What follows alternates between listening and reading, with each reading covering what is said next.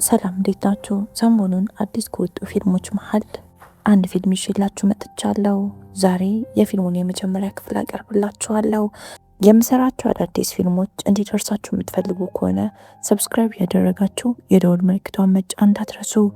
ወደ ፊልሙ ታሪክ ስንሄድ ፊልሙ ሲጀምር አንድ ወጣት በጣም ተናዶ ንዴቱን ለማብረድ እየሞከረ ያሳየናል። ይህ ሁሉ ነገር ከመፈጠሩ በፊት ቀደም ያለው ቀን ፍቅረኛው አጥፍቻለሁ ይቅር በለኝ እያለች እያለቀሰች ስትለምነው ያሳየናል። ይህንንም ትልቅ ጥፋት ያጠፋችው ከ10 ዓመት በፊት ነበረ። እናም ልጅነት አታሎኝ ነው እያለች ነበረ እየለመነችው የነበረው። በጣም እያለቀሰች ይቅር በለኝ እያለች ልክ ልትነካው ስትል እሱም ይሸሻታል። እንደዛ ሆና እያለቀሰች ነበረ ተናዶ ጥሏት ሄደው። ይህን ያህል ምን ብታደርግ ነው ብላችሁ የምታስቡ ከሆነ በጣም ከሚወደው ከታላቅ ወንድሙ ጋር ቺት አርጋበት ነው።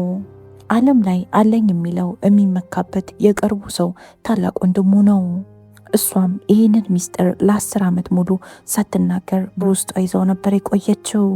ይህ ሁሉ ነገር እንዴት እንደተፈጠረና ከ10 ዓመት በኋላም ለምን እንደተናገረች ማወቅ የምትፈልጉ ከሆነ ሙሉ ፊልሙን አብራችሁኝ ተመልከቱ። ታሪካችን ፐርሲ የምትባል ልጅ ያስተዋውቀናል። በጣም ቆንጆ ወጣት ሴት ናት፣ ጸሐፊ ናት። በጣም የሚገርማችሁ ነገር የልጅነት ፍቅሯን አሁንም አልረሳችውም። 10 ዓመት ሆኖታል። ነገር ግን አብዛኛው ጊዜ የምታስበው ስለሱ ነው። የቅርብ ጓደኛዋ ሸንተል ቀለበት የምታደርግበት ቀን ራሱ ወደኋላ መለስ ብላ ከ10 ዓመት በፊት ስለነበረው ፍቅሯ ማሰብ ትጀምራለች። ምን አለ ሁሉም ነገር ተስተካክሎልን እኔና ሳም እዚህ ደረጃ በበቃን እያለች ነበር። ወደ ኋላ መለስ ብላ ስለሱ ማሰብ ስትጀምር ሁሌ የምታደርገውን ነገር ነበረ ዛሬ የሚያደረገችው፣ ከማታውቀው ሰው ጋር ወደ ቤት መሄድ። በዚህ መሀል ከማታውቀው ቁጥር አንድ ስልክ ይደወልላታል። ስልኩንም ስታነሳው ስልኩን የደወልላት ቻርሊ ነበር፣ የቀድሞ ፍቅረኛዋ ታላቅ ወንድም። እንደ እውነቱ ከተያዩም ሆነ ከተነጋገሩ ረጅም ዓመታት ተቆጥረዋል። ቻርሊም በጣም ይቅርታ በዚህን ሰዓት በመደወሌ፣ ነገር ግን አንድ መርዶ ልነግርሽ ነው የደወልኩት ይላትና እናታቸው እንደሞተች ይነግራታል። ይህንንም ዜና ስትሰማ የተደበላለቀ ስሜት ነበር የተሰማት። የጥፋተኝነት ስሜት፣ ድንጋጤ፣ ሁሉም ነገር ተደበላለቀባት። ምክንያቱም የነ ቻርሊ እናት ለእሷ በጣም ጥሩ ነበረች። እናም ላለፉት ዓመታት ደውላላትም ሆነ ሄዳ ጠይቃት አታውቅም። አማራጭ ስታጣ ቁጭ ብላ ከጓደኛዋ ጋር መማከር ትጀምራለች። መሄድ አለብኝ፣ ቢያንስ ሄጄ የቀብር ስነስርዓቷ ላይ መገኘት አለብኝ አለቻት። ሳምንም ፊት ለፊት አግኝቸው ላናግረው ይገባል ትላለች። ጓደኛዋም በጣም ስለምትወዳት በዚህ ሰዓት ብቻዋን ልታዋት አልፈለገችም። እናም አብረን እንሄዳለን ትላታለች። ልክ ወደዛ ከተማ ሲደርሱ ቀብራ ያስቀመጠቻቸው ትውስታዎች በጠቅላላ አንዳንድ እያሉ ከተደበቁበት ይወጣሉ። የ12 ዓመት ልጅ እያለች ነበረ ቤተሰቦቿ ለክረምት ወደዚች ከተማ ይዘዋት የመጡት። የዛን ሰዓት ነው ሁሉም ነገር ሀብሎ የጀመረው። ፐርሲ በጣም ብቸኛ ልጅ ነበረች። እህትም ወንድምም የላትም።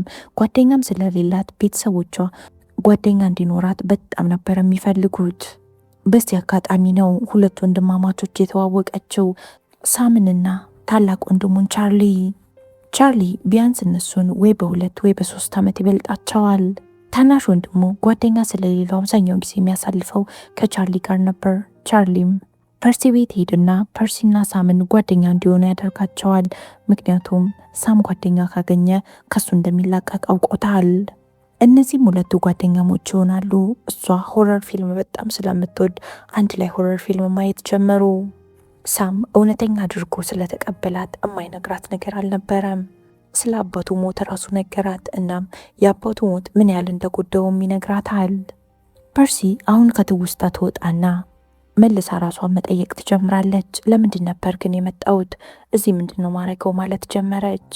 ጓደኛዋ ሸንተልም ረሳሽው እንዴ?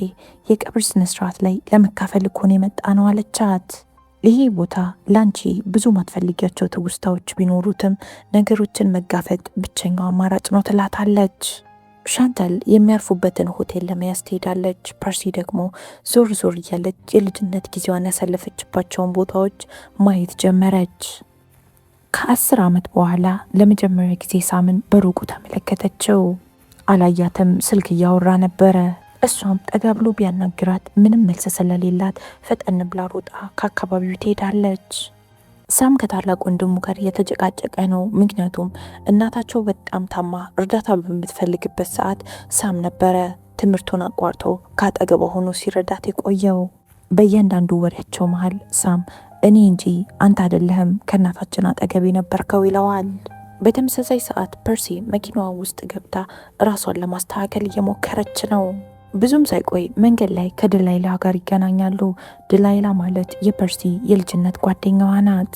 ድላይላም ፐርሲን ስታገኛት ከ10 ዓመት በኋላ ጠፍተሽ ዛሬ ምን ተገኝቶ መጣሽ አለቻት። በዚህ መሃል ሳታስበው ቻርሊ ከኋላዋ ይቆማል። እሷም ደንገጥ ብላ ቻርሊን እግዚአብሔር ያጽና በርታ ትለዋለች። ከሱ ጋርም ተለያይታ ወደሚያርፉበት ሆቴል ከሄደች በኋላ እንደ አጋጣሚ ሆኖ የሆቴሉ ባለቤት የሳም የቅርብ ጓደኛ ጆርዲ ነበር። ጆርዲም የረሳት ያስመስልና ከዚህ በፊት አቅርሻለሁ ላስታውስሽ አልቻልኩም ይላታል። እሷም ምንም ትርፍ ነገር ሳትናገር የክፍሏን ቁልፍ ትቀበለውና ትሄዳለች። ሻንቴልም የሚሰማሽን ስሜት ለመርሳት ወተን እንሮጥ ትላትና በግድም ቢሆን ፐርሲን ይዛት ልትሮጥ ትወጣለች። እየሮጡ መንገድ ላይ ያሉ ፐርሲ እንደ አጋጣሚ ሳምን ከተቃራኒው አቅጣጫ እየመጣ ተመለከተችው። እሷም ፈጠን ብላ ወዳገኘችው አቅጣጫ ሮጣ ነበር የተደበቀችው። በዚህም መሃል ወደ ድሮ ቤታቸው ትሄድና አሁንም በድጋሚ የልጅነት ትውስታዎቿ ይመጡባታል።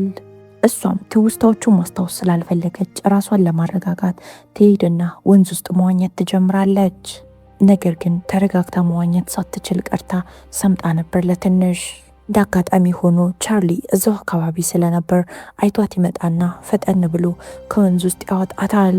እሷም ተረጋግታ ትንፋሿን ከሰበሰበች በኋላ ለ10 ዓመት ሙሉ የሰራሁትን ትልቅ ጥፋት ለመሸሽ እየሞከርኩ ነበር አለችው። ሁሉንም ነገር የረሳሁት መስሎኝ ነበር፣ ነገር ግን ተመልሼ ወደዚህ መምጣቴ ነገሮችን በጠቅላላ እንዳስታውስ እያደረገኝ ነው አለችው። በስተመጨረሻም ፐርሲ ከዚህ በላይ ራሷን መደበቅ አልፈለገችም። ሳምን ፊት ለፊት ማግኘት ነበር የፈለገችው። ፐርሲም ሳምን ስታየው ሁሉንም ነገር ነበር የረሳችው።